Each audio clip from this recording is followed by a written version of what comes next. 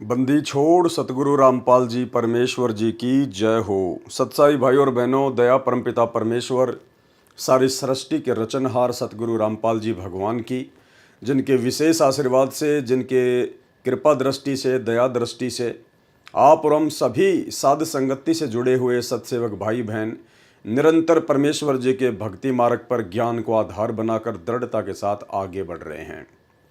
इस कलयुग की बिचली पीढ़ी में साक्षात धरती पर प्रकट पूर्ण ब्रह्म परमात्मा सतगुरु रामपाल जी परमेश्वर जी के विशेष आशीर्वाद के बिना ऐसा बिल्कुल भी संभव नहीं हो सकता था।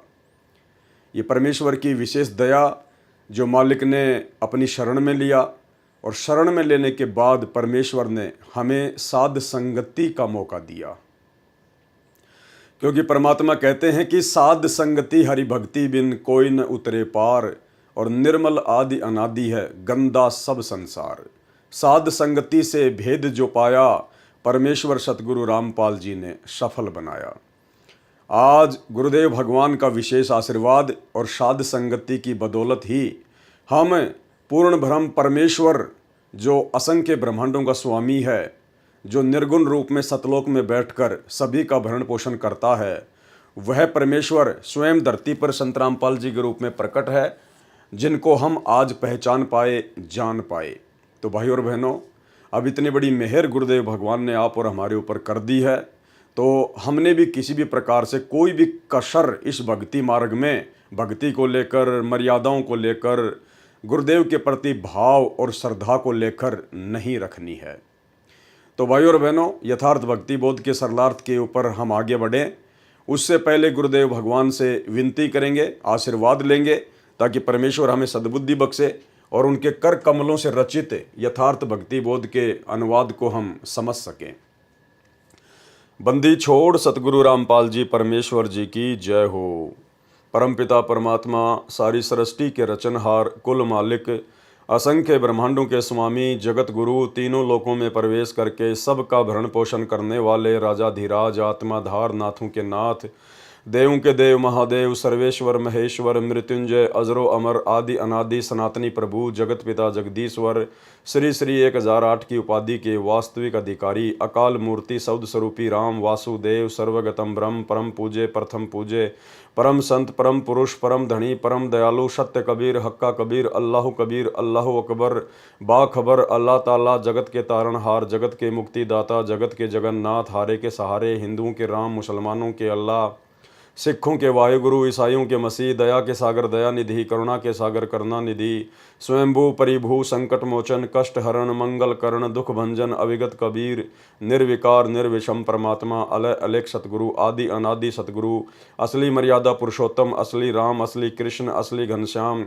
असली मुरारी, राजाओं के राजा, महाराजाओं के महाराजा, शहंशाहों के शहंशाह, सम्राटों के सम्राट, भगवानों के भगवान, अल्लाहों के अल्लाह, प्रभुओं के प्रभु, मसीहाओं के मसीह, सच्चे वाहिगुरु, बाबाओं के बाबा, पीरों के पीर, सेठों के सेठ, जगत सेठ, सावड़सा सेठ, सर्वगुण संपन्न, अनंत कोटि कलाओं के स्वामी, अनंत कोटि ब्रह्मांडों के नायक, योगियों में महायोगी, ध्यानियों में महाध्यानी, सिद्धों में परम सिद्ध, ज्ञानियों में तत्वज्ञानी, ब्रह्म ज्ञानी, महाज्ञानी, परम ज्ञानी, सर्वश्रेष्ठ ज्ञानी, विज्ञानी, युवा कबीर, समरथ कबीर, असमवात, अमित ओझा, सच्चे रहनुमा करीम अल्लाह, सुबहान अल्लाह, दुनिया के अंतिम पैगंबर, 8 सितंबर 1951 से गांव धनाना, जिला सोनीपत, हरियाणा, भारतवर्ष की पावन भूमि पे प्रकट रियल कल की भगवान श्री नारायण साकार हरि श्री बाबा साहेब संत शिरोमणि सतगुरु रामपाल जी परमेश्वर जी के चरण कमल में साध संगति से जुड़े हुए देश विदेश से हम सभी सत्सेवक भाई बहनों का अनंत कोटि दंडवत प्रणाम। तो भाई और बहनों, यथार्थ भक्ति बोध के सरलार्थ में गुरुदेव भगवान के विशेष आशीर्वाद से, उनकी रजा से हम काफ़ी आगे पहुंच चुके हैं, और आज हम चर्चा करेंगे इन वाणियों के माध्यम से परमेश्वर के सतलोक के विषय में। सतलोक में परमेश्वर जी का कैसा रूप है, कैसी उनकी आभा है, और सतलोक में कैसे कैसे ठाट बाट हैं, सतलोक कितना विशाल है, सतलोक में कैसे कैसे आनंद हैं, ये सारा वर्णन आगे इन वाणियों में किया हुआ है। तो गुरुदेव भगवान के आशीर्वाद से, उनके कर कमलों से लिखित इस पुस्तक को पढ़ने मात्र से भी हम बहुत से पुण्य के भागी मिलते हैं। इसलिए हमने बहुत ही ध्यान से इन चीज़ों को पढ़ना चाहिए, देखना चाहिए, क्योंकि हम इस वीडियो को देखकर रात को सो जाएंगे, कोई बड़ी बात नहीं है, लेकिन भाई और बहनों, आत्मा को परमात्मा ने जितना रिचार्ज करना था परमेश्वर ने उतना रिचार्ज उसको जो है वो कर दिया है। जैसे आपके मोबाइल में बैटरी होती है और आपने मोबाइल को चार्जिंग पे लगा दिया, आपका मोबाइल चार्ज हो गया 50%, और किसी कारण से आपका मोबाइल टूट गया, और जब आप बैटरी को निकालेंगे और दूसरे मोबाइल में डालेंगे तो बैटरी 50% ही चार्ज दिखाएगी। तो मोबाइल है शरीर और बैटरी है आत्मा। तो आत्मा को परमात्मा इस प्रकार से हर युग में धीरे धीरे धीरे धीरे रिचार्ज करते हुए, बहुत सारे हमारे को मानव शरीर देते हुए, उन मानव शरीरों के माध्यम से अपनी आत्मा को परमात्मा भक्ति से रिचार्ज करते करते करते करते यहाँ तक लेके आए हैं। और अब गुरुदेव भगवान के सत्संग सुनकर, उनसे आशीर्वाद लेकर, उनके मंत्र करके, उनकी आरतियां करके आत्मा निरंतर चार्ज होती रहती है। और बीच बीच में परमात्मा साध संगतियों के माध्यम से भी अपनी आत्मा को रिचार्ज करते रहते हैं। तो जितना हम परमेश्वर की महिमा को पढ़ेंगे सुनेंगे उतनी ही आत्मा हमारी रिचार्ज होती चली जाएगी। तो अब हम आगे चलते हैं सरलार्थ पर। वाणी। काल इंद्री कुर्बान कादर अविगत मूर्ति खूब है, छत्र सवेत विशाल लोचन गलता ना महबूब है। ये सतलोक में परमेश्वर जी की महिमा का वर्णन किया गया है। परमेश्वर को कालिंद्री कहा गया है। कालिंद्री का क्या अर्थ होता है? परमेश्वर कहते हैं, जिस प्रकार इस काल के 21 ब्रह्मांड में काल के आगे जितनी औकात एक इंद्र की होती है, उसी प्रकार सतलोक में यहाँ का जो ब्रह्म है, इस जैसे वहाँ पे करोड़ों इंद्र हैं, करोड़ों। यानी यहाँ 21 ब्रह्मांड में काल जितना शक्ति युक्त है, ऐसे ऐसे तो ना जाने अरबों खरबों शंखों इंद्र उस परमेश्वर के दरबार में उसकी शोभा बढ़ाते हैं। तो क्या कहा परमेश्वर ने? काल इंद्री कुर्बान कादर अवगत मूर्ति खूब है, और छत्र सवेत विशाल लोचन। परमेश्वर जी के शीश पर सवेत छत्र है, और जो सवेत छत्र गुरुदेव के सिंहासन के ऊपर है, उनके शीश के ऊपर है। सतलोक में एक सत्संग में गुरुदेव ने बताया कि इस पृथ्वी से भी कई गुना बड़ा वो छत्र सतलोक में परमात्मा के शीश के ऊपर है। सवेत छत्र विशाल लोचन, यानी परमेश्वर के विशाल नेत्र हैं, और गलताना महबूब है। काल इंद्री का अर्थ है कि परमेश्वर कबीर जी के लिए काल अर्थात 21 ब्रह्मांड के स्वामी ब्रह्म जैसे तो इंद्र जैसे हैं। जैसे काल लोक में एक ब्रह्मांड में एक इंद्र का लोक है, जिसके अधीन 33 करोड़ देवी देवता हैं। इंद्र उनका राजा है, जिस कारण से देवराज भी कहा जाता है। परंतु 21 ब्रह्मांडों का राजा है काल, परंतु ये जो ब्रह्म है ये 21 ब्रह्मांडों का राजा है। जैसे ब्रह्म की तुलना में इंद्र की महिमा कुछ भी नहीं है। इसी के आधार से संत गरीबदास जी ने परमेश्वर कबीर जी की उपमा की है कि उस कादिर अर्थात समर्थ परमात्मा की शक्ति महिमा के सामने काल ब्रह्म की महिमा उस इंद्र के समान है जो काल लोक में इंद्र बना है। इसलिए परमेश्वर को काल इंद्री अर्थात काल ब्रह्म जैसे, जिसके सामने इंद्र जैसे हैं, जैसे चार भुजा वाले को चतुर्भुजी कहते हैं, ऐसे ही परमेश्वर को कालिंद्री कहा जाता है। सतगुरु रामपाल जी परमेश्वर जी को अर्थात कबीर परमात्मा को कालिंद्री भी कहा जाता है। ऐसे कादिर यानी समर्थ परमात्मा पर मैं संत गरीबदास जी कुर्बान हूं।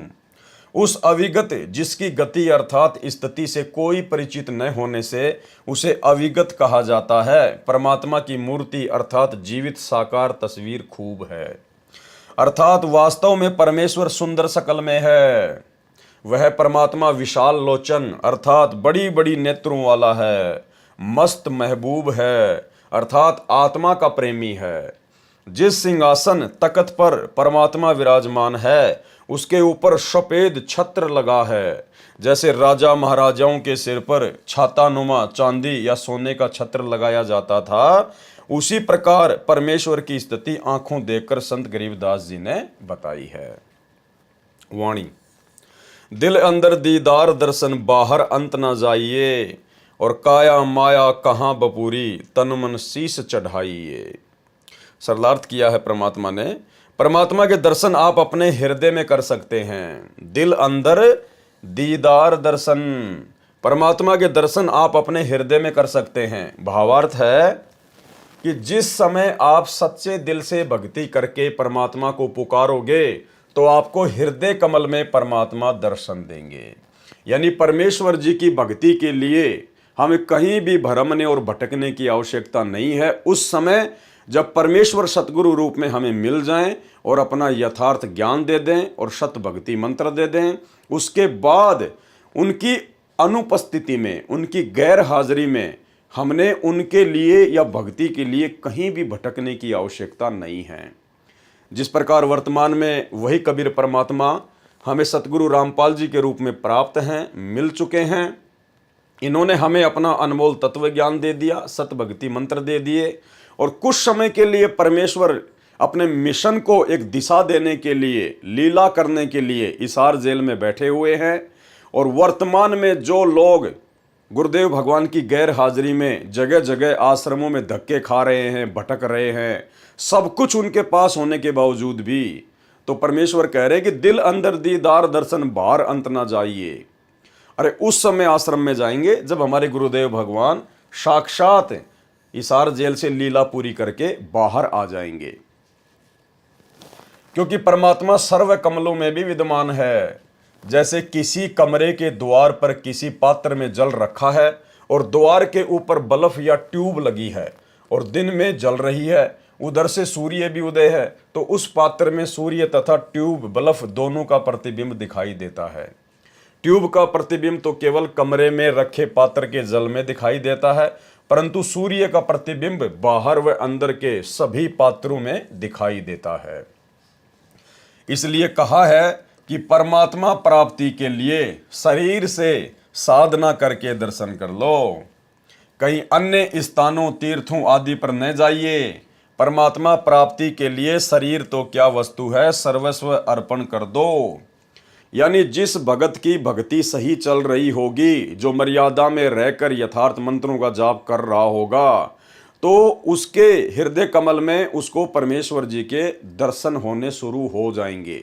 यहाँ पर यह शंका ना हो आप और हमारे को कि भाई हम तो 10 साल से भक्ति कर रहे हैं, मेरे को 15 साल हो गई, मेरे को तो अभी तक किसी भी कमल में अपने गुरु जी के दर्शन ही नहीं हुए। भाई और बहनों, वर्तमान में गुरुदेव हमारे समक्ष प्रकट हैं, धरती पर प्रकट हैं और परमेश्वर ने ज्ञान से अपनी पहचान करवानी है। ये ज्ञान मार्ग चुना है परमात्मा ने, चमत्कारों का मार्ग नहीं चुना है। इसलिए साक्षात परमात्मा धरती पर प्रकट हैं और हमारे घरों पर गुरुदेव भगवान की जो फोटो है, जो तस्वीर है, वो उनके साक्षात ही दर्शन हैं। वो फोटोएं कोई फॉर्मेलिटी के लिए नहीं रखी हैं, क्योंकि वो फोटोएं परमेश्वर का वास्तविक रूप है, सतगुरुदेव भगवान का वास्तविक रूप है, सतलोकीय रूप है। इसलिए जब हम उन फोटो में दर्शन करते हैं तो गुरुदेव भगवान के ही दर्शन होते हैं। और जब परमेश्वर की मर्जी होगी तो उस समय परमात्मा हमारे को अपने हृदय कमल में, अपने दिल में भी दर्शन करवा देंगे। लेकिन फिलहाल हम लोग ज्ञान में बहुत कमज़ोर हैं, बहुत कमज़ोर हैं। अभी हमें बहुत समय लगेगा। अगर हमारे साथ अभी से ऐसा होने लग गया, हालांकि जो मंत्र हमें गुरुदेव भगवान ने दिए हैं, इन सत भक्ति मंत्रों के थोड़े से जाप से ही चमत्कार होने शुरू हो जाते हैं। लेकिन वर्तमान में आप और हम भक्तों की नादानी को देखकर, आध्यात्मिक कमजोरी को देखकर परमेश्वर जानबूझकर उन कमलों में, उन मंत्रों की साधना से हमारे को दर्शन नहीं दे रहे। अन्यथा हम लोग भ्रमित हो सकते हैं, अहंकार में आ सकते हैं। इसलिए परमेश्वर जी का ऑपरेशन है, परमेश्वर अपने हिसाब से ही उसको चलाएगा, ठीक करेगा। हमने उनकी रजा में राजी रहना है। हमें परमात्मा चाहे किसी भी कमल में दर्शन दे या ना दें, हम अपने गुरुदेव भगवान के दर्शन रोजाना करते हैं, उनकी तस्वीरों के माध्यम से करते हैं और सूक्ष्म रूप में मानसिक तौर पर परमेश्वर का चिंतन मनन करना भी उनके दर्शन ही करने में आता है। तो इस बात को लेकर हमारे मन में शंका नहीं होनी चाहिए। जब हम उस लायक हो जाएंगे तो परमेश्वर ऑटोमेटिक हमारे को हर जगह दर्शन देंगे। ये कमल तो छोड़िए, खुली आंखों से भी हमारे को हर जगह परमात्मा ही दिखाई देंगे। परमात्मा प्राप्ति के लिए शरीर से साधना करके दर्शन कर लो, कहीं अन्य स्थानों, तीर्थों आदि पर ना जाइए। परमात्मा प्राप्ति के लिए शरीर तो क्या वस्तु है, सर्वस्व अर्पण कर दो। वाणी अविगत आदि जुगादि जोगी, सत्य पुरुष ल्योलीन है, गगन मंडल गलतान गैबी, जात अजात बेदीन है। अविगत आदि जुगादि जोगी, ये परमेश्वर जी के बारे में लिखा हुआ है कि सत्य पुरुष परमात्मा गगन मंडल अर्थात आकाश में बने सतलोक में रहता है। गगन मंडल गलतान गैबी, सत्य पुरुष परमात्मा गगन मंडल अर्थात आकाश में बने सतलोक में रहता है। वह आदि से ही विद्यमान है, आदि जुगादि, आदि यानी सृष्टि की शुरुआत से वह आदि से ही विद्यमान है। वही सच्चा जोगी है अर्थात साधु बाबा है, तत्व ज्ञान देने के लिए पृथ्वी पर आता है। वाणी, सुख सागर रत्नागर निर्भय, निज मुखवानी गांव ही, जिन आकर अजोख निर्मल, दृष्टि मुष्टि नहीं आवही। परमेश्वर सुख रूपी रत्नों का आगार है यानी भंडार है। सुख सागर रत्नागर निर्भय यानी सतलोक में बैठा हुआ वो परमात्मा सुखों का रत्नागर है, भंडार है। वो परमात्मा निर्भय है, उसी को किसी का भय नहीं है, इसलिए सुख सागर कहा जाता है। वह वास्तव में निर्भय है और अपने निजी मुख कमल से तत्व ज्ञान की वाणी कविताओं, भजनों, चौपाइयों, दोहों को राग बनाकर गाता है। निज मुखबानी गाँव ही यानी अपने मुख कमल से तत्व ज्ञान की वाणी कविताओं, भजनों, चौपाइयों, दोहों को राग बनाकर गाता है। उस परमात्मा का सूक्ष्म आकार है जिस कारण से चरम दृष्टि से नहीं दिखता। उस परमात्मा का सूक्ष्म शरीर अजोख अर्थात जिसको कोई जोखिम खतरा नहीं है, उसका शरीर नष्ट नहीं होता, उसका शरीर अविनाशी है, निर्मल है अर्थात निर्विकार है। वाणी, झिलमिल नूर जहूर ज्योति, कोटि पदम उजियार है, उलट नैन बेसुन्ने बिस्तर, जहां तहां दीदार है। उस परमेश्वर के नूरी शरीर की महिमा की गई है यहाँ पर। उस परमेश्वर का शरीर झिलमिल झिलमिल करता है, झिलमिल नूर जहूर ज्योति, उस परमेश्वर का शरीर झिलमिल झिलमिल करता है। जैसे हम बचपन में देखा करते थे गांव में कि बहुत सारी माता बहनें अपने सर पर ऐसी चुंदड़ी ओढ़ा करती थी जिसमें बहुत सारे जो है वो सितारे लगे होते थे वाइट वाइट के, और जब वो चलती थी तो सूर्य के प्रकाश के कारण वो झिलमिल झिलमिल झिलमिल झिलमिल किया करते थे। या फिर दूसरा उदाहरण ऐसे लीजिए, जैसे आपसे काफ़ी दूर पर किसी पहाड़ पर बहुत सारे बल्ब जल रहे हों और रात्रि में वो दूरी पर जलने के कारण झिलमिल झिलमिल करते हैं। तो इस प्रकार से परमेश्वर के शरीर का जो नूर है, जो तेज है, जो आभा है, वो झिलमिल झिलमिल करती रहती है, बड़ी आनंददायक है। उस परमेश्वर का शरीर झिलमिल झिलमिल करता है। उसके नूर अर्थात प्रकाश का जहूर नजारा ज्योति इतनी है कि करोड़ पद्मों का प्रकाश है। जैसे श्री कृष्ण जी के पैर में पद्म था, उसका प्रकाश 100 वाट के बल्ब जितना था। परमात्मा के शरीर की ज्योति दूर से करोड़ों पद्मों जैसी दिखाई देती है। उसको देखने के लिए अपने नेत्रों को संसार से उलटकर हटाकर ऊपर उस शून्य रूप आकाश में लगा, अर्थात जो गुरुदेव भगवान ने हमें साधना दी है, जो मंत्र दिया है सतनाम का, सुरति नृति मन और पवन के साथ में पूर्ण मर्यादा में रहकर हम उन मंत्रों का जाप करें और एक समय हमें उस परमेश्वर के दर्शन होने शुरू होंगे। जहाँ परमात्मा का बिस्तर अर्थात निवास है, वहाँ उस परमेश्वर का वास्तविक दर्शन होता है, जिसके एक रोम अर्थात शरीर के बाल का प्रकाश करोड़ों सूर्य तथा करोड़ों चंद्रमाओं से भी अधिक है। वाणी, अष्ट कमल दल सक्कल रमता, त्रिकुटी कमल मद निरख ही, श्वेत ध्वजा सुन गुम्मट आगे, पचरंग झंडे फर्क ही। उस परमेश्वर का वास कहाँ कहाँ है, वो परमेश्वर कहाँ कहाँ रहता है। अष्ट कमल दल सक्कल रमता, 8वें कमल दल यानी अक्षर पुरुष के लोक में भी वो परमात्मा रमा हुआ है, रहता है। और त्रिकुटी कमल मध्य निरख ही, और त्रिकुटी पर भी वो परमात्मा सतगुरु रूप में विद्यमान रहता है। जैसे वाणी संख्या 20 के सरलार्थ में स्पष्ट किया है कि कमरे का बल्ब तो केवल कमरे में रखे पात्रों के जल में ही दिखाई देता है, परंतु सूर्य कमरे के बाहर भी जल में दिखाई देता है। उसी का प्रमाण इस वाणी संख्या 24 में स्पष्ट किया है कि एक 8वां कमल दल समूह है, अष्ट कमल दल सक्कल रमता। 8वां कमल दल समूह है जो काल के लोकों से बाहर अक्षर पुरुष के लोक में है, यानी 8वां जो कमल है वो अक्षर पुरुष का है। काल तक के लोक में ये जो हमारा जो पिंड है, इसमें एक ब्रह्मांड की पूरी रचना है, इसमें केवल 7 ही कमल हैं, 7 ही कमल हैं। 8वां कमल अक्षर पुरुष का है आठवां कमलदल समूह है जो काल के लोकों से बाहर अक्सर पुरुष के लोक में है, उसमें भी परमात्मा है। इसके साथ साथ सकल अर्थात सर्व स्थानों पर उसकी सत्ता है। उसको त्रिकुटी कमल में भी देखा जाता है। शून्य अर्थात आकाश में शून्य स्थान वाले सतलोक में परमात्मा के गुम्मट के ऊपर सफेद ध्वजा फरक रही है, लहरा रही है। उस गुम्मट नुमा महल में परमेश्वर सिंहासन पर विराजमान है। उस गुम्मट के आगे ऊंचे स्तंभ पर 5 रंग का झंडा अलग से फरक रहा है। यानी ये परमेश्वर जी की और उनके सतलोक की महिमा की गई है। वाणी सुन मंडल सतलोक चलिए, नोदर मुंद बिसुन है, दिव चिशब्यों एक बिंब देखा, निज श्रवण सुनि धुनी है। ऊपर शून्य रूप आकाश में बने सतलोक में चलो, शून्य मंडल सतलोक चलिए। उसके लिए बाहर के 9 दर 9 द्वारों को मूंद कर बंद करके दिव्य चिश्मों यानी नेत्रों से एक बिंब अर्थात चमकता चेहरा देखा, अपने कानों से सतलोक की धुन अर्थात शब्द की आवाज सुनी। ये गरीबदास जी महाराज जी कह रहे हैं कि जब मैं गया परमात्मा के साथ में तो मैंने इस प्रकार से उस परमेश्वर जी के दर्शन किए। सुन मंडल सतलोक चलिए, नोदर मुंद बिशुन है, दिव चिशब्यों एक बिंब देखा, निज श्रवण सुनि धुनी है। वाणी चरण कमल में हंस रहते, बहुरंगी बरियाम है, सूक्ष्म मूर्ति श्याम सूरती, अचल अभंगी राम है। यानी आगे अब इन तमाम वाणियों में परमेश्वर का सतलोक में जो नूरी रूप है उसकी महिमा की गई है और परमेश्वर जी के सतलोक की महिमा की गई है। चरण कमल में हंस रहते, बहुरंगी बरियाम है, सूक्ष्म मूर्ति श्याम सूरती, अचल अभंगी राम है।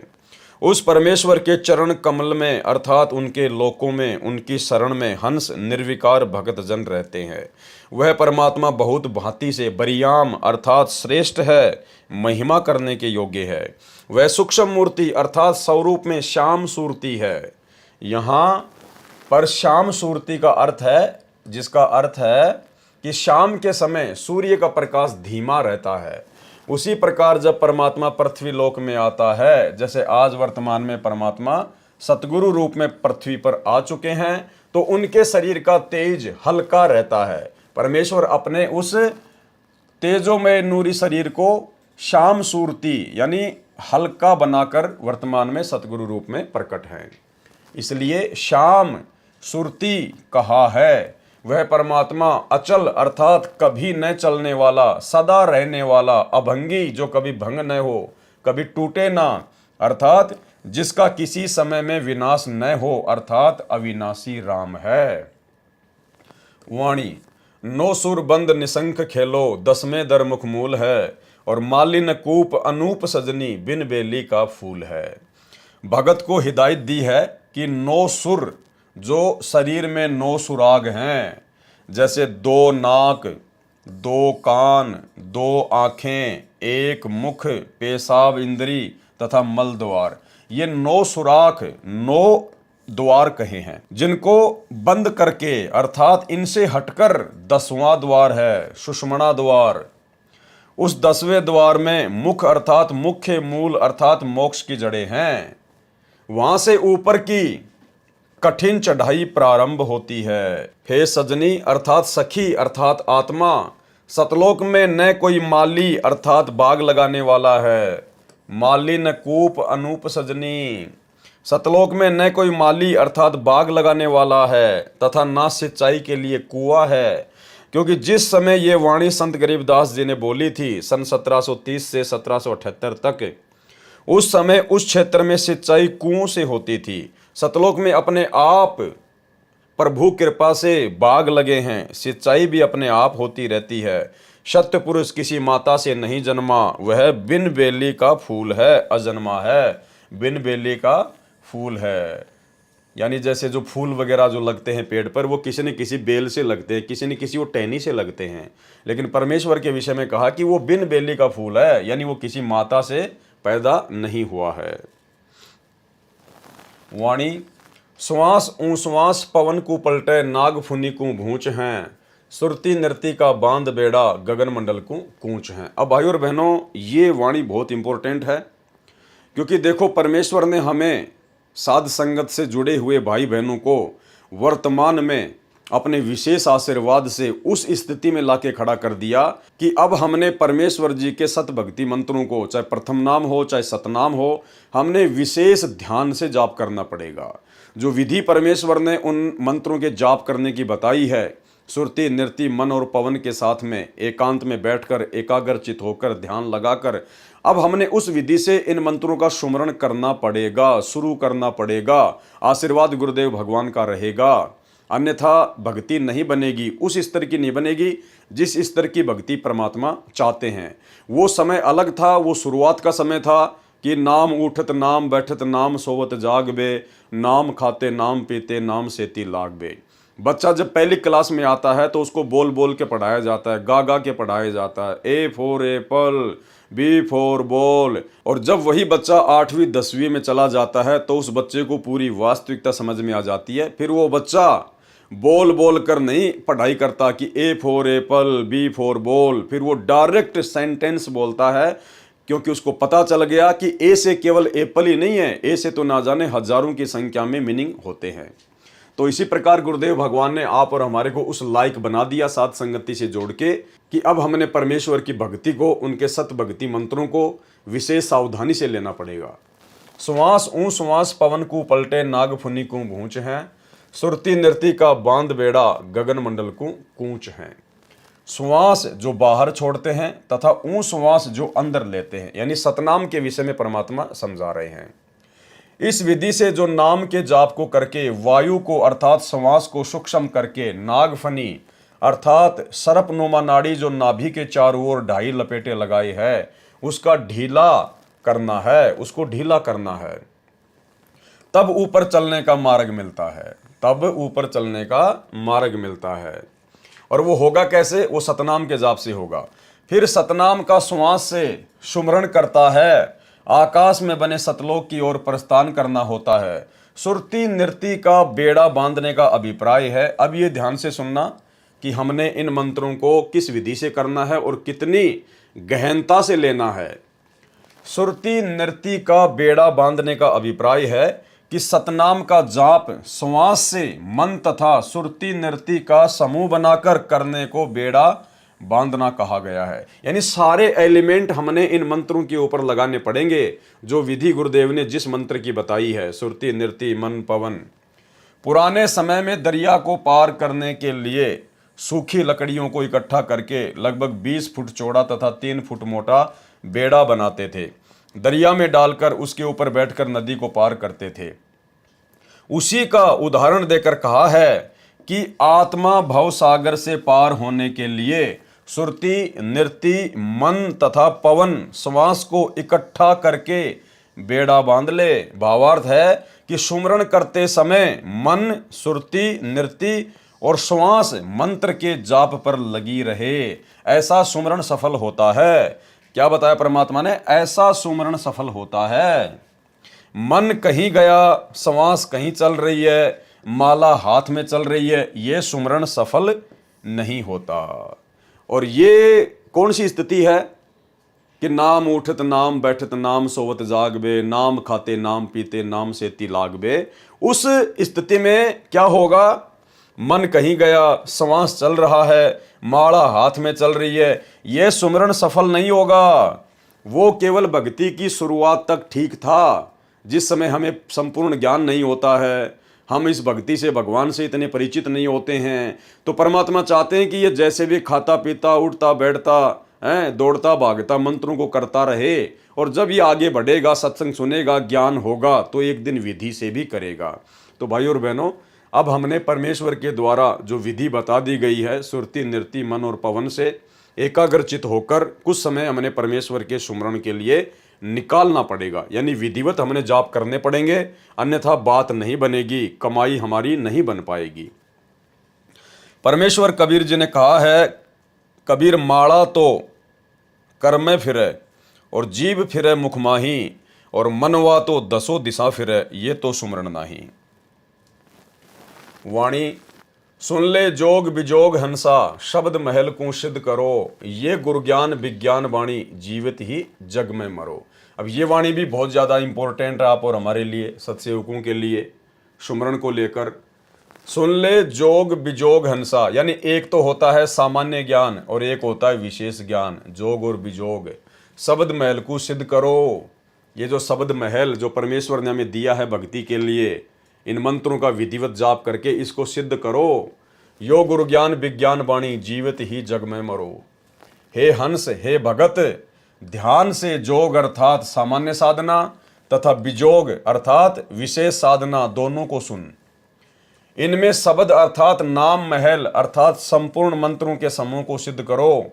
भावार्थ है कि मन को सांसारिक विषय विकारों से हटाकर नाम सुमरण पर लगाकर अभ्यास करके साध ले, मन का स्वभाव बदल ले। यानी भाई और बहनों, कहने का सीधा सा मतलब ये है कि यदि हमें ये ज्ञान समझ में आ गया हो और ये समझ में आ गया हो कि ये मनुष्य जन्म बड़ी मुश्किल से मिलता है और परमेश्वर की भक्ति के लिए मिलता है, और आज मेरा सौभाग्य है कि मनुष्य जन्म भी है और भक्ति करवाने वाला परमात्मा भी धरती पर प्रकट है, और ये थोड़ा सा जीवन है, ना जाने कब इसका एंड हो जाए, कोई भरोसा नहीं है। तो ऐसी स्थिति में फिर भगत को तन मन धन से, मन कर्म वचन से, दिलो जान से केवल भक्ति के प्रति ही समर्पित होना है। उसको अपना 90% समय केवल परमेश्वर की भक्ति में लगाना चाहिए, 10% केवल अपनी रोजी रोटी के लिए, और रोजी रोटी भी परमेश्वर के आशीर्वाद से मिलेगी, उनकी रजा से मिलेगी। अगर भक्ति करेंगे तो परमेश्वर उसमें कोई बाधा उत्पन्न नहीं होने देगा। जिस परमेश्वर ने करने के लिए भजन दे दिया तो भोजन के लिए परमात्मा भूखा नहीं मारेगा, भोजन की व्यवस्था तो परमात्मा पहले करेगा। तो हमने ज़्यादा से ज़्यादा समय परमेश्वर की भक्ति के लिए निकालना चाहिए। और जितने भी हमारे सांसारिक काम धंधे हैं जो हमने फैला रखे हैं, यो गुरु ज्ञान विज्ञान वाणी, जीवित ही जग में मरो, यानी हमने जितने भी सांसारिक काम धंधे जो फैला रखे हैं 2 पैसे के लालच में, और आगे से आगे हम उनको बढ़ाते जा रहे हैं। एक फैक्ट्री लग गई, दूसरी की तैयारी हो रही है, एक ऑफिस खोल लिया, दूसरी ब्रांच की ओर तैयारी हो रही है। तो भाई और बहनों, अब हमने इन आदतों से पीछे हटना पड़ेगा। ये काल की बीमारी है, हमने इन चीज़ों से पीछे हटना पड़ेगा, अपने काम धंधे को धीरे धीरे समेटना पड़ेगा। अगर ज्ञान समझ में आ गया तो ज़्यादा समय हमने परमेश्वर की भक्ति को देना पड़ेगा, सत्संग सुनने को देना पड़ेगा, सुमरण को देना पड़ेगा, तब कहीं जाके हमारी बात बनेगी।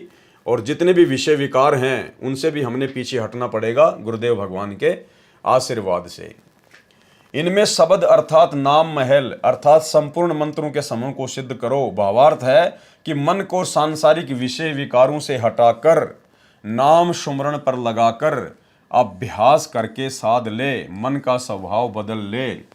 ये है गुरु ज्ञान और विज्ञान अर्थात तत्व ज्ञान की वाणी अर्थात वचन, और जीवित ही जग में मर ले।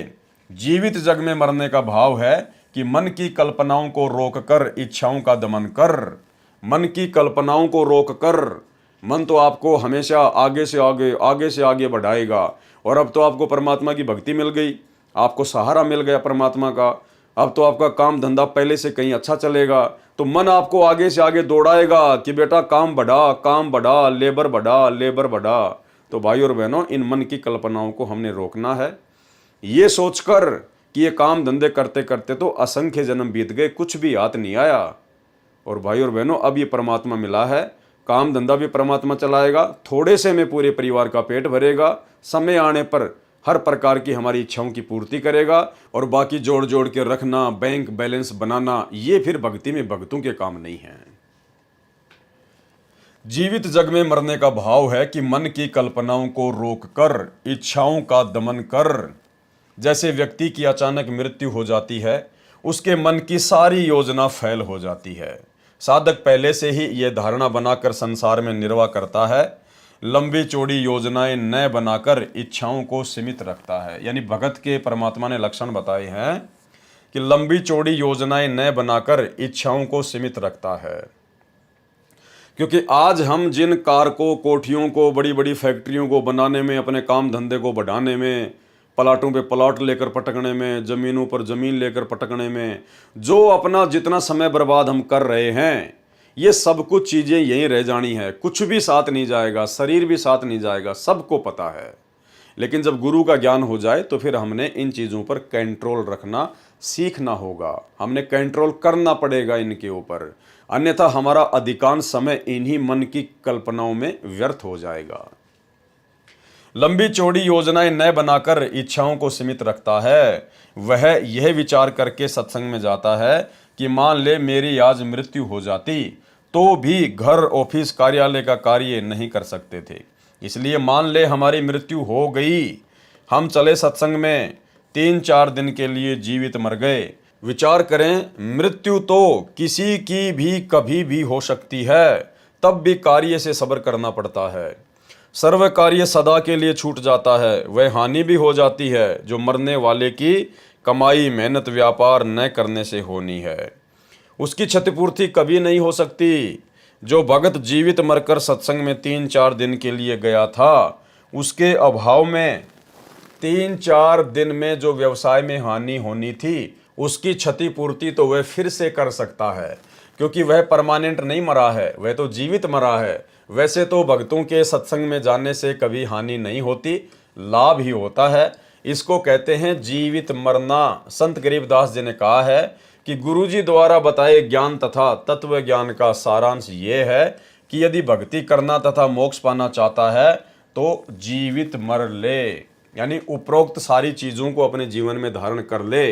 मन की कल्पनाओं को शांत कर, रोक, विषय वासनाओं से विषय विकारों से अपने आप को हटा और एक प्रकार से जीवित मर के परमात्मा की भक्ति कर कि सोचो मैं तो मर गया, अब ना कोई काम, ना कोई धंधा, ना कोई रिश्तेदारी, ना कोई बोलने वाला। इस भाव से हमने परमेश्वर जी की भक्ति को महत्व देना है और परमात्मा फिर अपने भगत के काम बिगड़ने नहीं देता है। वाणी, उज्ज्वल हिरंबर श्वेत भोरा, अक्षय व्रत सतबाग है, जीतो काल विशाल सोहम तर तीवर बैराग है।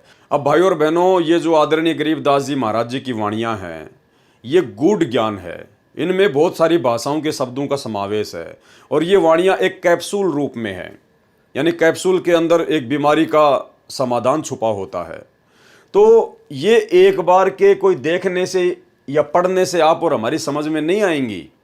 कोई ये सोचे कि भाई हम तो पढ़ रहे हैं, हमारी समझ में नहीं आ रही ये वाणियाँ, तो ये मुझे भी कोई एक बार कोई पढ़ने से या देखने से समझ में नहीं आ रही हैं, लेकिन आत्मा चार्ज हो रही है, आत्मा अंदर से इस ज्ञान को स्वीकार जो है वो कर रही है। और धीरे धीरे जब हम इन वीडियो को बार बार देखेंगे, परमेश्वर की इस पुस्तक को जब कभी हम पढ़ेंगे, कभी हम गुरुदेव के सत्संग सुनेंगे, इन वाणियों का जिक्र आएगा, क्योंकि आने वाले समय में परमात्मा गरीबदास जी की वाणियों पर ही सत्संग करेंगे। बाकी ब्रह्मा विष्णु महेश का बाप कौन है, उसकी माँ कौन है, दुर्गा का पति कौन है, ये परमात्मा ने बता दिया। जो बताना था वो डीवीडी भर चुकी हैं, मेमोरी कार्ड भर चुके हैं, सत्संग यूट्यूब पर पड़े हैं, जिसको वो प्रमाण देखने वहां जाकर देखो। आने वाले समय में परमात्मा केवल वाणियों का ही खुलासा करेंगे, तो फिर हमें ये वाणियां भी धीरे धीरे समझ में आने लगेंगी।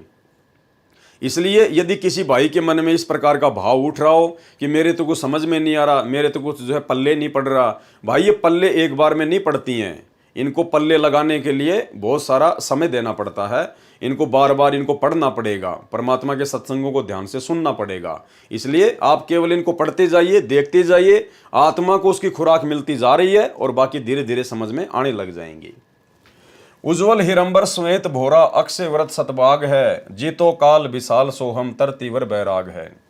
सतलोक को अक्षय वृक्ष सतबाग कहा है, श्वेत भोरा आत्मा को कहा है, क्योंकि सतलोक एक अविनाशी स्थान है। भगत काल लोक में मैले विचारों वाला काला भंवरे जैसा हो चुका है। ये भगत उत्तम कर्म करके, सत्य साधना करके उज्जवल सफेद हंस बनकर जाता है, अर्थात पवित्र होकर सतलोक में जाता है। उसके लिए बताया है कि सोहम आदि आदि जो भक्ति के संपूर्ण मंत्र हैं, उनको तरतीवार प्राप्त करके तरतीवर बैराग है। तरतीवर का मतलब होता है तरतीवार, कर्म अनुसार। जैसे परमात्मा 3 क्रम में हमारे को नाम दीक्षा देते हैं, उसको कहते हैं तरतीवार।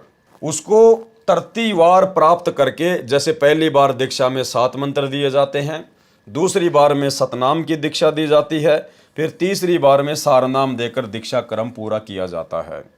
इसको तरतीवार बैराग धारण करना कहते हैं।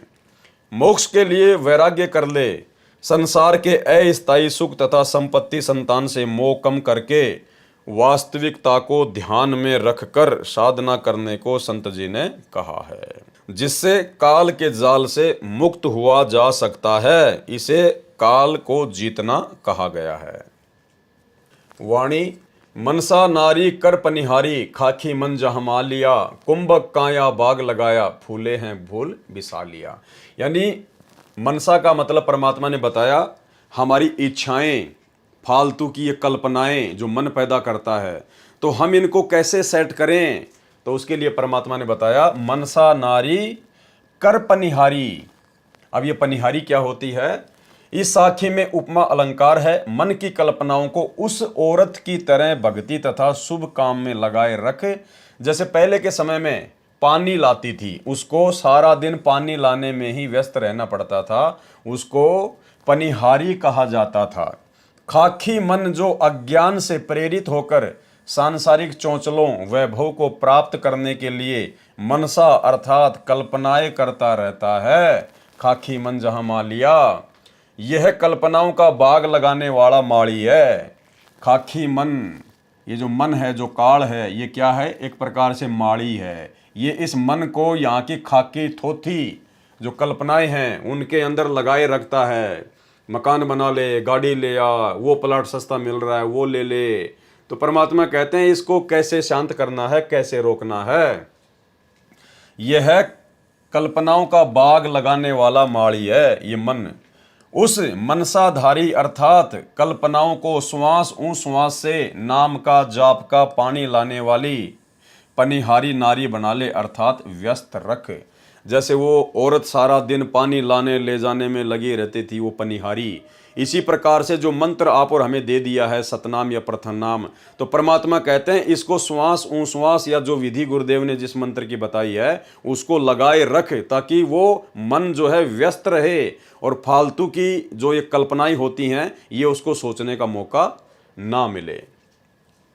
कुंभक काया अर्थात श्वास के सुमरण से मानव शरीर में भक्ति का बाग लगा लिया है। कुंभक काया बाग लगाया, उस भक्ति बाग में फिर मोक्ष रूपी फूल खिलते हैं जो विशाल अर्थात बहुत बड़ा लाभ जीव को होता है। कुंभक काया बाग लगाया, फूले हैं फूल बिसा लिया।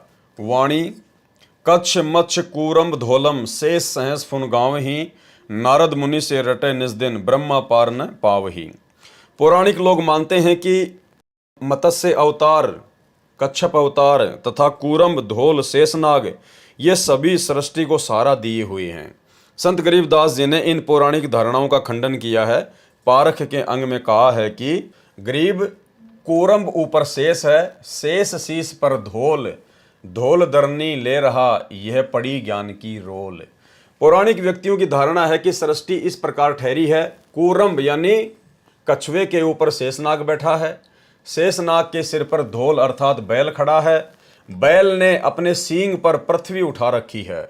संत गरीबदास जी ने कहा है कि यह तो ज्ञान में रोल अर्थात भूल भुलैया लगी है। वाणी में खंडन किया है, गरीब कूरम्ब किसके आसरे और कौन शरण है शेष, बटक बीज विस्तार है समझे ज्ञान नरेश। गरीब अनंत कोटि ब्रह्मांड का एक रति नहीं भार, सतगुरु पुरुष कबीर है कुल के सिरजन हार। प्रथम वाणी की प्रथम पंक्ति में प्रसन्न किया है तथा प्रथम वाणी की दूसरी पंक्ति तथा दूसरी वाणी में उत्तर दिया है कि आप कहते हो कि कूरम्ब के ऊपर शेष है, तो कूरम्ब किसके सहारे रुका हुआ है? जब कूरम्ब को कहीं से सहारा नहीं तो शेष किसकी शरण में है, अर्थात शेष नाग को किसने रोका है? उत्तर दिया है कि यह सर्व रचना ऐसे है जैसे बटक यानी बड़ अर्थात वट वृक्ष की उत्पत्ति राई जैसे दाने अर्थात वट के बीज से होती है, फिर वह आगे आगे बढ़ता और फैलता चला जाता है। इसका रहस्य कोई ज्ञान नरेश अर्थात महाज्ञानी तत्वदर्शी संत ही जानता है। वास्तव में असंख्य ब्रह्मांडों के सृजनहार परमेश्वर कबीर जी ही हैं और सतगुरु रूप में प्रकट होकर उन्होंने ये ज्ञान स्वयं ही बताया है। अनंत ब्रह्मांडों को एक दूसरे से आकृति आकर्षित करके रोका है, यह परमात्मा की शक्ति से ही। गुरुत्व व आकर्षण सर्व ग्रहों तथा ब्रह्मांडों में कार्य कर रहा है। परमेश्वर ने सर्व संसार की रचना करके अपनी शक्ति से चला रखा है। जैसे वैज्ञानिकों ने रॉकेट बनाकर प्लूटो ग्रह पर भेजा है, जो 9 वर्ष तक चलकर उसकी कक्षा में चक्कर लगा रहा है। इसी प्रकार परमात्मा कबीर जी ने सर्व ब्रह्मांडों की संरचना ऐसे की है कि ये अपने आप चल रहे हैं तथा चक्कर लगा रहे हैं। इनका समय निर्धारित कर रखा है, तब तक ये चलते रहेंगे। परमेश्वर पर इनका कोई भार नहीं है। जैसे कि मानव ने हवाई जहाज बना रखा है जो आकाश में उड़ता है, मानव उसके ऊपर सवार है। इसी प्रकार परमेश्वर ने सर्व ब्रह्मांडों की रचना करके चला रखा है, उड़ा रखा है तथा स्वयं भी उसी पर बैठे हैं। वाणी संख्या 32 ब्रह्म वेदी का सरलार्थ चल रहा है। उसी प्रसंग पर आता हूँ। आपके अनुसार माने तो जिन कच्छ, मच्छ, कूरम, धौल तथा शेषनाग को आप इतने शक्तिशाली मानते हो, तो वे भी किसी अन्य समर्थ की भक्ति कर रहे हैं, परंतु सर्व प्राणी शास्त्र विधि त्याग कर मनमाना आचरण कर रहे हैं, जिस कारण से सफलता नहीं मिल रही। शेषनाग के 1000 मुख हैं और प्रत्येक मुख में 2-2 जीभ हैं। शेषनाग भी नाम जाप करता है, उसको भी आज तक परमात्मा की महिमा का ज्ञान नहीं। उसको परमात्मा का पार अर्थात मोक्ष स्थान नहीं मिला है। इसके अतिरिक्त शास्त्र विधि विरुद्ध साधना नारद जी जैसे ऋषि भी नाम की रटना लगाते हैं, वे भी असफल रहे। उनके पिता श्री ब्रह्मा जी को भी परमात्मा का पार नहीं पाया, मोक्ष की प्राप्ति नहीं हुई। वाणी शंभु जोग बिजोग साध्या अचल अडिग समाध है, अविगत की गति नाही जानी लीला अगम अगाध है। शंभु यानी शंकर जी। श्री शंकर जी ने जोग अर्थात सामान्य साधना द्वारा तथा परमेश्वर जी के केवल सोहम नाम प्राप्त करके उसको विजोग अर्थात विशेष साधना मानकर अचल अडिग अर्थात लंबे समय तक निश्चलता से समाधि लगाई, परंतु अविगत अर्थात पूर्ण परमात्मा की गति यानी स्थिति नहीं जान सके। शंभु जोग बिजोग साध्या अचल अडिग समाध है, क्योंकि उस परमेश्वर की लीला अगम अगाध यानी सबसे भिन्न है, आगे की है। अविगत की गति नाही जानी लीला अगम अगाध है। वाणी सनकादिक और सिद्ध 84 ध्यान धरत है तास का, 24 अवतार जपत हैं परमहंस प्रकाश का। सनकादिक अर्थात सनक, सनंदन, संत, कुमार, ये 4 ब्रह्मा जी के मानस पुत्र हैं, जिन्होंने वरदान प्राप्त कर रखा है कि हमारी आयु जितनी है, हमारा शरीर 5 वर्ष के बालक जैसा रहे, हम ना जवान हो और ना बूढ़े हों। वे अपनी उम्र भर 5 वर्ष के रहेंगे। इनको भी अध्यात्म ज्ञान में विद्वान माना जाता है, परंतु तत्व ज्ञान के अभाव से ये सनकादिक तथा 84 सिद्ध परमात्मा का ध्यान धरते हैं। कहते हैं कि हम पूर्ण परमात्मा की भक्ति करते हैं, और 24 अवतार माने गए हैं, वे भी पूर्ण परमात्मा की भक्ति करने का दावा करते हैं और कहते हैं कि परमात्मा का प्रकाश देखते हैं। परमात्मा परमहंस तो निराकार है, ये सब भ्रमित साधना करके काल जाल में ही फंसे हैं। यानी भाई और बहनों, आप और हम सभी भाई बहनों का जिन्होंने परमेश्वर की शरण प्राप्त कर ली है सतगुरु रामपाल जी की, आप और हमारा कितना बड़ा सौभाग्य है कि ये इतने बड़े बड़े सिद्ध महर्षि ब्रह्मा विष्णु महेश देवी देवता, इनको भी परमात्मा की महिमा का ज्ञान नहीं है, इनको भी ये तत्व ज्ञान नहीं है, इनको भी मोक्ष मार्ग नहीं है। ये भी आने वाले समय में 84 लाख योनियों में मां कष्ट उठाएंगे। तो आप और हमने किस कदर अपने गुरुदेव भगवान के ऊपर कुर्बान हो जाना है। परमेश्वर ये समझाना चाहते हैं कि तुम्हारा कितना बड़ा सौभाग्य है कि जो वस्तु उन महिमावान लोगों को नहीं मिली जो इस सृष्टि के आधार हैं 21 ब्रह्मांड के, और तुम्हें वो परमात्मा आज सहज में मिल गया। इसलिए उस परमेश्वर की कदर कीजिए। 87, 88 और 33 सूरज चंद चिराग है, धर अंबर धरनी धर रटते अवगत अचल विहाग है। 88,000 ऋषि तथा 33 करोड़ देवता तो सूरज तथा चंद्र की तरह हैं। जैसे देवताओं को सूरज जानो और ऋषि रूपी चांद से अधिक उज्जवल हैं। धर जो काल के अवतारधारी हैं, वे धरती पर तथा आकाश में अन्य द्वीपों में जाकर शास्त्र विरुद्ध नामों को रटते हैं। वह अविगत अर्थात परमेश्वर अचल विहाग यानी यथावत स्थिर है। उसकी भक्ति विधि में कोई परिवर्तन नहीं है। तत्व ज्ञान के अभाव में मनमाना आचरण करके साधक बने हैं, सब काल जाल में ही हैं। वाणी सुर नर मुनिजन सिद्ध और साधिक पार ब्रह्म को रटत हैं। घर घर मंगलाचार चोरी ज्ञान योग जहां बटत हैं। सर्व देवता तथा ऋषिजन भ्रमवश मान रहे हैं कि हम पार ब्रह्म अर्थात पूर्ण परमात्मा की भक्ति कर रहे हैं। घर घर में मंगलाचार अर्थात शुभ कामनाएं देते हैं और ज्ञान भी सुनाते हैं जो अधूरा ज्ञान है। वाणी चित्रगुप्त धर्मराय गावे आदि माया ओंकार है। कोटि सरस्वती लाभ करत है, ऐसा पार ब्रह्म दरबार है। यानी इस वाणी में सतलोक की महिमा की गई है। चित्र तथा गुप्त तथा धर्मराज भी ओंकार अर्थात काल का जाप करके उसकी आदि माया जाल में उलझे हैं। काल लोक में शारदा अर्थात सरस्वती जो ब्रह्मा जी की पुत्री है, उसकी आवाज अत्यंत सुरीली बताते हैं।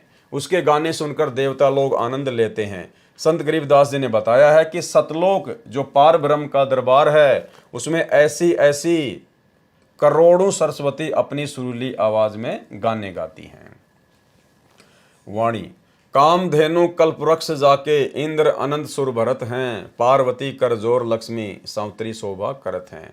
इस वाणी में भी सतलोक की महिमा की गई है। सरलार्थ सत्य पुरुष परमेश्वर के सतलोक में काल लोक में बने स्वर्ग महास्वर्ग जो ब्रह्मलोक में है, उसकी तरह कामधेनु सर्व सुख पदार्थ खाने के लिए उपलब्ध कराने वाली गाय जो कामना यानी इच्छा करते ही वस्तु प्रस्तुत कर देती है, ऐसा मानना है। तथा कल्पवृक्ष सर्व मनोकामना पूर्ण करने वाला पेड़ जो स्वर्ग महास्वर्ग में माना जाता है, जो काल लोक के कल्पवृक्ष तथा कामधेनु से कई गुना अधिक सुविधादायक है। उस परमात्मा के दरबार में इंद्र सर्व गाने बजाने वालों की टीम के साथ वहां सुर भरता है अर्थात गाने गाता है। भावार्थ है कि इस काल लोक में स्वर्ग का राजा इंद्र है। उसके सामने उसको खुश करने के लिए एक गायक मंडली स्त्री पुरुषों का समूह गाने नाचने का प्रोग्राम करते हैं। परंतु सत्य पुरुष के दरबार में उस इंद्र जैसे स्वयं उस मंडली समेत गाने नाचने का प्रोग्राम करते हैं। यानी सतलोक की महिमा की गई है कि वहां इतना वैभव इतना सुख है। ऐसे ऐसे अनंत प्रोग्राम सत्य पुरुष के सतलोक में होते हैं तथा यहाँ की महान देवियाँ पार्वती लक्ष्मी तथा सावित्री जैसी सुंदर देवियाँ परम पुरुष के दरबार की शोभा बढ़ा रही हैं। वाणी गंधर्व ज्ञानी और मुनि ध्यानी पांचों तत्व खवास हैं। त्रिगुण तीन बहुरंग बाजी कोई जन बिरले दास है। गंधर्व एक देव श्रेणी है, वे विद्वान भी माने जाते हैं तथा मुनि ध्यानी अर्थात ऋषिजन ध्यान बहुत करते हैं। ऐसे ऐसे सतलोक में अनेकों हंस हैं और पांचों तत्व उस सतलोक में नौकर हैं। काल लोक में तो पांच तत्व प्रधान हैं, क्योंकि यहाँ सर्व रचना पांच तत्व से बनी है। त्रिगुण यानी ब्रह्मा रजगुण विष्णु सतगुण तथा शिव तमगुण है। ये तीनों यहाँ काल लोक में प्रधान है। इन्हीं पांचों तत्व तथा तीन गुणों से काल की सर्वबाजी अर्थात रचना व्यवस्थित है। परंतु यहाँ पर सब अभिमानी है। दास अर्थात नम्र भगत तो कोई कोई है। वाणी ध्रुव प्रहलाद अगाध अग है जनक विदेयी जोर है। चले विमान निदान विद्या धर्मराय की बंद तोड़ है। काल की भक्ति करने वाले ध्रुव तथा प्रहलाद जैसे बहुत अगाध यानी सर्वोपरि भक्ति वाले अगय यानी आगे पहुंचे हुए माने जाते हैं। और जनक विदेयी को भी इसी श्रेणी में लेते हैं, जो विमान में बैठकर स्वर्ग गए थे। रास्ते में नरक में 12 करोड़ प्राणी कष्ट झेल रहे थे। राजा जनक विदेयी ने अपनी भक्ति से आधे पुण्य उनको संकल्प करके दे दिए, जिस कारण से वह नरक खाली हो गया। धर्मराज का विधान है कि जिसका जितना नरक समय है वह नरक में कष्ट भोगेगा, और जिसका जितना समय स्वर्ग में है वह उतने समय स्वर्ग का सुख भोगेगा। परंतु राजा जनक जी ने वह बंद तोड़ दिया, अपने पुण्यों का आधा हिस्सा देकर उनका वह नरक समय समाप्त कर दिया, जिस कारण से वे 12 करोड़ प्राणी स्वर्ग में चले गए। परंतु राजा जनक को काल ने लूट लिया, उसके आधे पुण्य समाप्त कर दिए, जिस कारण से वह पुण्यात्मा शीघ्र पुण्यहीन होकर पुनर्जन्म को प्राप्त हुई और सिख गुरु नानक जी के रूप में श्री कालूराम मेहता खत्री के घर पंजाब की धरती पर जन्मे। अब देखो भाई और बहनों, इसमें बहुत सारी बातें हैं। परमेश्वर के आगे काल की कोई औकात नहीं है। काल केवल उतना ही सोच सकता है जितना परमात्मा चाहते हैं। अब काल ने सोचा कि मैंने राजा जनक को लूट लिया, मैंने उसके आधे पुण्य लूट लिए, और जब तक इसके पुण्य इन 12 करोड़ आत्माओं के साथ में रहेंगे तब तक तो मैं इनको जो है स्वर्ग में बैठा दूंगा, और जैसे पुण्य समाप्त होंगे फिर इनको इनका वो कर्म भोगने के लिए मैं इनको नरक में डाल दूंगा। और मैंने राजा जनक के आधे पुण्य लूट लिए। ठीक है, काल की सोच अपनी थी, लेकिन ये रजा परमात्मा की थी, ये गुरुदेव भगवान की मर्जी थी। क्योंकि भाइयों और बहनों, युगों युगों से परमात्मा उस आत्मा के साथ में थे, और कलयुग की पिछली पीढ़ी में उस आत्मा को मनुष्य जन्म देकर उनको पार भी करना था। तो परमेश्वर की दया थी, अगर राजा जनक के वो पुण्य परमात्मा समाप्त ना करवाते तो 650 साल पहले यानी 550 साल पहले आदरणीय नानक जी का जन्म ही नहीं होता धरती पर। क्योंकि परमात्मा ने उनके उसी हिसाब से वो पुण्य काल के माध्यम से नष्ट करवा दिए, ताकि जब परमात्मा सन 1398 में इस कलयुग के प्रथम चरण में आए तो उसके थोड़े समय बाद में वो राजा जनक वाली आत्मा भी नानक जी के रूप में जन्म लेकर धरती पर आ जाए। तो सोचिए भाइयों और बहनों, जैसे ही राजा जनक के पुण्य समाप्त हुए, काल ने उसको नीचे पटक दिया। अब यदि राजा जनक अपने वो आधे पुण्य उन 12 करोड़ आत्माओं को ना देता तो भाइयों और बहनों 550 साल पहले वो यहाँ पे जन्म लेकर पैदा ही ना होता, क्योंकि उसके आधे पुण्य और शेष होते और ना जाने कितने समय तक वो ऊपर ऐश करता, आराम करता। तो सब कुछ परमेश्वर ने सेट किया हुआ है। काल केवल खुश हो जाता है कि मैंने बहुत अच्छा कर दिया, मैंने उसको लूट लिया, मैंने ये कर लिया। लेकिन परमात्मा जिन आत्माओं के साथ में है, उन आत्माओं का अकाउंट फिर परमात्मा के अकॉर्डिंग होगा, सबका नहीं होता। जो परमेश्वर के हंस होते हैं, जो किसी कारण से भक्ति छोड़ देते हैं, त्याग देते हैं, लेकिन जो गुरुद्रोही नहीं होते, उनके साथ फिर परमात्मा रहता है, फिर उनका अकाउंट परमात्मा के हाथ में होता है। तो सारा खेल ये सतगुरु रामपाल जी भगवान का, उस कबीर भगवान का था। दूसरी ओर 12 करोड़ आत्माओं को नरक से निकलवा कर स्वर्ग ले गए। इस कारण से वाह वाह प्रशंसा के पात्र बने, परंतु अपना भक्ति धन लुटा दिया। फिर वे 12 करोड़ प्राणी राजा जनक द्वारा दिए पुण्य का समय स्वर्ग में भोगकर फिर उसी नरक में डाले गए। उनका जो नरक भोगने का समय शेष बचा था वह तो भोगना ही पड़ा। तत्व ज्ञान न होने के कारण राजा जनक ने उपकार भी किया, परंतु उन 12 करोड़ आत्माओं को कोई लाभ नहीं हुआ, क्योंकि उनको नरक तो भोगना ही पड़ा। कुछ समय स्वर्ग में रहकर क्या लाभ हुआ? कुछ नहीं, क्योंकि आम व्यक्ति ये मानता है कि कुछ समय तो सुख मिला उन 12 करोड़ प्राणियों को। परमेश्वर कबीर जी ने संत गरीबदास जी को तत्व ज्ञान दिया था, उसके आधार से वह कुछ समय के लिए मिला सुख व्यर्थ है। यदि पुण्य नरक में न आना पड़ता तो राजा जनक जी का उपकार सराहनीय था। वह सतनाम सारनाम की सत्य साधना से संभव है। इसलिए कहा है कि राजा जनक भी लुटे गए और उन 12 करोड़ प्राणियों को भी पुण्य नरक भोगना पड़ा। राजा जनक ने जो कार्य किया वह जोर है, अर्थात खूब है, प्रशंसा के योग्य है। ऐसे ऐसे और भी बहुत से धर्मात्मा हुए हैं, परंतु तत्व ज्ञान में कहा है कि आत्म प्राण उद्धार ही ऐसा धर्म नहीं हो, यानी जो किसी आत्मा का उद्धार कर दे, उसका मोक्ष करवा दे, उससे बढ़कर और कोई धर्म नहीं है। और ये धर्म वर्तमान में सतगुरु रामपाल जी परमेश्वर जी के हाथ में है। भावार्थ है कि यदि जीवात्मा का जन्म मरण, कभी स्वर्ग कभी नरक का चक्कर कोई छुड़वाता है तो उससे बढ़कर कोई धर्म नहीं। ये कार्य परम संत ही कर सकते हैं। कौन कर सकते हैं? परम संत ही कर सकते हैं। और वे परम संत स्वयं कबीर परमात्मा है, जो आज धरती पर सतगुरु रामपाल जी के रूप में प्रकट हैं। वाणी गोरख दत्त जुगादी जोगी नाम जलंधर लीजिए, भरतरी गोपी चंदा सीजे ऐसी दीक्षा दीजिए। बड़े साधकों के नामों में गोरख दत्तात्रेय जलंधर नाथ जैसे एक युग तक योगी अर्थात साधक बनकर साधना करके सिद्ध बने।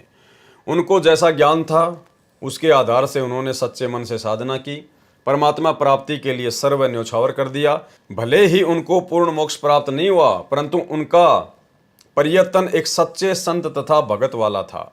इस वाणी में संत गरीबदास जी ने समझाया है कि गुरु को ऐसी शिक्षा तथा दीक्षा अपने शिष्य को देनी चाहिए जैसे श्री गोरखनाथ जी ने अपने शिष्यों गोपीचंद तथा भर्तरी को दी थी, और जैसे ये दोनों सीजे खरे उतरे, ये गोरखनाथ जी की शिक्षा का परिणाम था।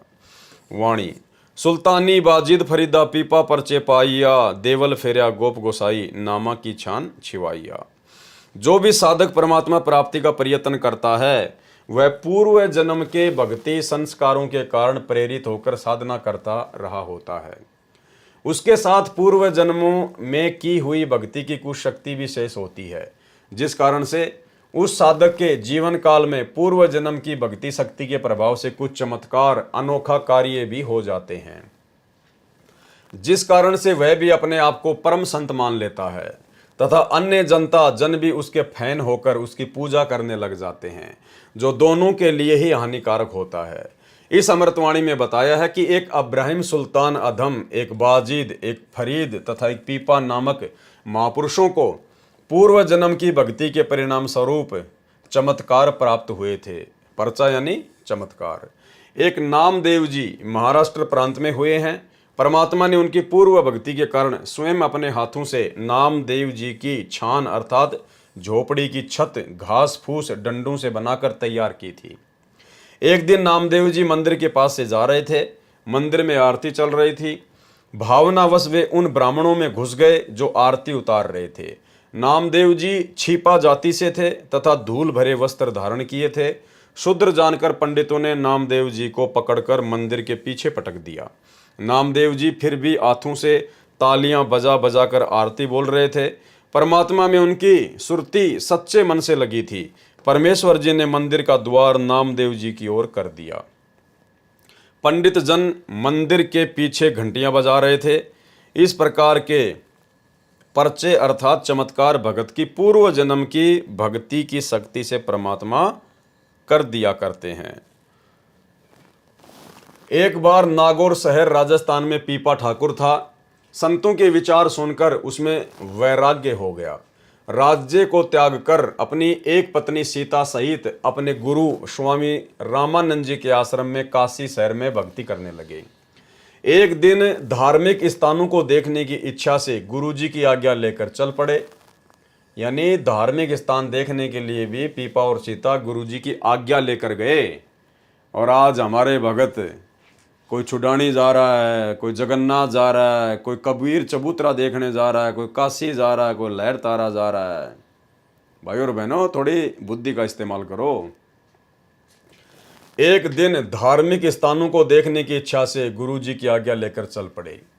एक स्थान पर द्वारिका नाम से संत आश्रम था जो दरिया के किनारे बना था। द्वारका दास कोई संत था, उसके नाम पर श्रद्धालुओं ने द्वारका आश्रम नाम रखा था। पीपा जी के गुरुजी सुनाते थे कि द्वारिका नगरी समुद्र ने अपने अंदर ले ली, वह फिर भी सुरक्षित है। स्वामी रामानंद जी श्री विष्णु अर्थात श्री कृष्ण जी के दृढ़ भगत थे। वे उसी कारण से अपने इष्ट देव की महिमा को 4 चांद लगाने के उद्देश्य से कहा करते थे कि द्वारिका में अभी भी श्री कृष्ण तथा सर्व बाल ग्वाल गोप तथा गोपियां राधा रुक्मणी सहित विराजमान है। यानी झूठी कहानी वो उनको सुनाया करते थे। भगत पीपाजी तथा भक्तमती सीताजी अंधविश्वासी सच्चे श्रद्धालु थे जो अपने गुरुजी के एक एक शब्द को सत्य मानते थे। उस आश्रम से आधा किलोमीटर दूर एक पेड़ के नीचे दोनों भगत बैठे थे। वहां एक पाली गौवे चराने वाला आ गया। वह शरारती था। पीपा भगत ने उस पाली से जानना चाहा कि हे भाई, सुना है कि द्वारका नगरी जल में समाई है, उसमें श्री कृष्ण जी तथा सर्व गोपाल राधा रुक्मणी तथा गोपियां आज भी रहते हैं, वह कहाँ पर है? ग्वाले अर्थात पाली ने कहा कि जहां आप बैठे हो उसके ठीक सामने इसी दरिया में द्वारका नगरी है। वे कहने लगे कि क्या आपने देखा है? ग्वाले ने कहा कि मैं तो कल ही भगवान तथा द्वारिका वासियों से मिलकर आया हूं। उस शरारती ग्वाले तथा अपने गुरुजी से सुनी फोकट महिमा को सुनकर उनका विश्वास और दृढ़ हो गया। दोनों ने आपस में एक राय करके श्री कृष्ण जी की द्वारिका को देखने तथा भगवान के दर्शन करने की इच्छा से दरिया में कूद गए अर्थात छलांग लगा दी और दरिया के जल में ओझल हो गए। ग्वाला वहां से चलने लगा तो खेतों में कार्य कर रहे किसान ने पूछा कि ये दोनों भगत किस कारण से दरिया में डूब मरे। ग्वाले ने सर्व बात बताई कि मैंने तो मजाक किया था। उन्होंने सत्य मानकर प्रभु दर्शन के लिए दरिया में छलांग लगा दी। किसान ने उस ग्वाले को बहुत धिक्कारा और कहा कि तुझे बहुत पाप लगेगा। आसपास के गांव में उस दुर्घटना की खबर आग की तरह फैल गई। फिर 7 दिन के बाद उसी दिन वे दोनों नदी से बाहर निकले और किनारे पर खड़े हो गए। उन दोनों को दरिया से जीवित निकला देखकर खेतों के किसान तथा गवाले दौड़कर आए और उनसे जीवित रहने का कारण जानना चाहा। भगत पीपाजी व भगतमती सीता जी ने बताया कि हम डूबे नहीं, हम तो भगवान श्री कृष्ण जी से मिलने, उनके दर्शन करने द्वारिका नगरी में गए थे। हमारे गुरुजी ने बताया था कि भगवान की द्वारिका जो वास्तविक नगरी है वह जल में समा गई है। भगवान तथा सर्व द्वारिकावासी आज भी उसमें आनंद ले रहे हैं। जो द्वारिका जल से बाहर है वह तो बाद में बनाई गई है, वह वास्तविक द्वारिका नहीं है। हम 7 दिन तक भगवान श्री कृष्ण जी के साथ उनके महल में रहे हैं। हमारी सेवा भगवान श्री कृष्ण जी ने सुदामा जी की तरह की। राधा तथा रुक्मणी जी, श्री कृष्ण जी सर्व रानियों से मिले, गोपी तथा गवालों से भी बातें की। जब हमने चलने की आज्ञा चाही तो श्री कृष्ण जी ने अपनी अंगुली से निकालकर मेरे को, पीपा जी को अंगूठी छाप दी। देखो, इस पर कृष्ण अक्षर लिखा है, शुद्ध सोने की है। उपस्थित व्यक्तियों को बड़ा आश्चर्य किया कि ये क्या कह रहे हैं। बातें विश्वसनीय नहीं हैं, परंतु उनको अपनी आंखों से दरिया में डूबते तथा बाहर आते देखा है। अविश्वास को स्थान नहीं है। जब वे अपने गुरु रामानंद जी के आश्रम काशी बनारस में पहुंचे तो उनको भी श्री कृष्ण जी से मिलने और 7 दिन तक उनके साथ रहने की बात कही तो उनको भी विश्वास नहीं हुआ। कहने लगे कि क्या कह रहे हो, तुम्हारा दिमाग तो नहीं चल गया? जल में जीवित कैसे रह सकते हो? जल में तो द्वारिका है, वह तो खंडर हो चुकी है। यानी वो पहले तो कह रहा था कि वहाँ सभी रहते हैं, श्री कृष्ण, बाल गवाल गोपियाँ रहती हैं, और अब कह रहा है कि वो तो खंडर हो चुकी है। भगवान श्री कृष्ण जी तो गोलोक में ऊपर जा चुके हैं, उस समुद्र में थोड़े ही हैं। जब पीपा सीता ने बार बार भोलेपन से कहा तथा सर्व गोपाल गोपियों, राधा रुक्मणी, श्री कृष्ण जी से हुई बातें बताई तथा श्री कृष्ण द्वारा दी गई छाप अंगूठी दिखाई जिस पर कृष्ण नाम खुदा हुआ था देवनागरी लिपि में, ये सब पीपा सीता से सुनकर तथा छाप देखकर स्वामी रामानंद जी को विश्वास करना पड़ा। वह छाप वर्तमान में बनारस के श्री द्वारिकाधीश मंदिर में सुरक्षित है। इसलिए वाणी में कहा है कि पीपा परचा पाइया, अर्थात पीपा जी को परमात्मा का चमत्कार प्राप्त हुआ। अब भाइयों और बहनों, ये तत्व ज्ञान है और गुरुदेव भगवान के आशीर्वाद से इसको समझा जा सकता है। इसमें बहुत सारे भेद हैं। जिस समय समुद्र में पीपा और सीता जी ने छलांग लगाई, उस समय वो पीपा जी और सीता जी नहीं थे, वो स्वयं परमात्मा थे। उन्होंने दोनों रूप बना रखे थे और परमेश्वर जी ने भक्ति को जीवित रखने के लिए और लोगों के दिलो दिमाग में इस बात को जो है वो ताज़ा रखने के लिए कि यहाँ पर द्वारिका थी, श्री कृष्ण जी था, उसका अस्तित्व था, इस बात को बनाए रखने के लिए ताकि लोगों की आस्था भक्ति और भगवान में बनी रहे इस बिचली पीढ़ी तक। ये सारा खेल परमात्मा सतगुरु रामपाल जी ने अर्थात कबीर भगवान ने किया। कैसे? उससे पहले पीपा जी के साथ में एक घटना और घटी थी। भाई, पीपा तो एक राजा था, नागौर का, राजस्थान का। उसके पास में कोई सिद्धियां नहीं थी, उसके पास में ऐसा कुछ भी नहीं था, और वो अपनी पत्नी सीता के साथ में, रामानंद जी के साथ में भक्ति करने के लिए निकल पड़ा। जब वो सीता को लेकर जा रहे थे तो रास्ते में गुरुदेव भगवान ने सत्संग में बताया कि एक लाला जी, एक बनिया, उसने सीता जी को जब पीपा जी के साथ में देखा साधु वेशभूषा में, तो उस बनिए ने कहा, अरे साधु जी, महात्मा जी, तू क्या करेगा इस औरत का? ये तो बनियों के रहने के लायक है, तू क्या करेगा इसका? मेरे को दे दे ये। तो पीपा जी ने कहा कि भाई रख ले, मैं भी इससे दुखी हूँ, परेशान हूँ, तू इसको रख ले। और सीता जो है वो बनिए के पास में चली गई। ना पीपा जी ने कुछ उससे लड़ाई झगड़ा किया, और जब पीपा जी ने कहा कि तू इसको रख ले तो सीता ने भी कुछ नहीं कहा, वो उस लाला जी के पास में रह गई। अब लाला जी शाम को जब गया उसके पास में, वो जब चौबारे में वो बैठी हुई थी, लाला जी ने उसको ऊपर बैठा दिया अपने चौबारे में। शाम को लाला जी गया नहा धो के, तो जैसे उसने दरवाज़ा खोला तो बेड पर जो सीता थी वो शेरनी बन के बैठी हुई। अब उसको देखते ही वो लाला जी तो बिल्कुल हक्का बक्का रह गया, वो तो डर गया, घबरा गया। परमात्मा ने पूरा उसका विवरण किया है। दौड़ के गया पीपा जी के पास में, बोले महाराज महाराज, बोले हाँ, बोले माई को ले आओ। नहीं, बोलो रख वहीं पे, बहुत सुंदर है वो तो। नहीं, बोले मेरा कालजा पाटस है, बोले माई को ले आओ। फिर वो पीपा जी गए, उसको वापस लाए, वो सीता बन के बैठी हुई थी। तो भाई पीपा तो एक राजा था और सीता उसकी रानी थी, वो बेचारे कहाँ से शेर बन जाते, कहाँ से शेरनी बन जाती। ये सारी लीला परमात्मा करता है। क्यों की परमात्मा ने ये लीला? क्योंकि मालिक को पता था कि पीपा और सीता के साथ में ये घटना घटनी थी। वो बनिया उनको इस प्रकार से बातें बोलना था। और पीपा राजा था, राजा में अहंकार होता है, घमंड होता है, अभिमान होता है, उसको सहन नहीं होती, लड़ाई झगड़ा हो जाता। और साधु संतों में ये बात शोभा नहीं देती है। तो सारा खेल ये परमात्मा ने खेला। परमात्मा ही सीता बना, परमात्मा ही पीपा बना, परमात्मा ही शेरनी बना। और सीता और पीपा को तो जिंदगी में कभी पता भी नहीं चला होगा कि कौन शेर बन गया और कौन शेरनी बन गई। इसलिए परमात्मा कहते हैं कि गुप्त रूप में सब काम सार दे, जो भी विपदा आन पड़े। और ऐसी स्थिति भाई और बहनों वर्तमान में है।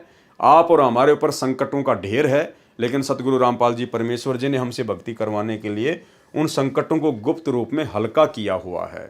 इसलिए वर्तमान में भक्ति करते करते भी, मर्यादाओं में रहते रहते भी, यदि भगत के ऊपर थोड़ा बहुत कोई संकट आता है तो ये सोच के चलना चाहिए कि भयंकर संकट था, परमात्मा ने हल्के में कर रखा है। संत शरण में आने से आई टले बला, जय मस्तक में सूली हो, कांटे में टल जा। उनकी एक प्रसिद्ध कहानी ये बताते हैं कि एक बार एक सेठ जवान सा था और सीता बहुत सुंदर थी, रानी थी। वो सेठ आगे ने बोला, अरे ओ क्या करेगा बाबा जी तो इसका, या तब भाई सेठा ग्रहण जोगी से तो मुन्ने दे देने। सीता ओ पीपा ने बोला, ले जान बिरा, मैं भी दुखी हो रहा सिस्टम हाँ सारी आने भाई 24 घंटे चौकसी रखनी पड़े, ले जाए। सेठ ले आया, मुंह दे रहे सी दिन में शाम सी, ऊपर चौबारे में बिठा दी अपनी दुकान के में, और खूब नहा धोकर सीता ने बोली नहा धोकर आइए। बोला अच्छा।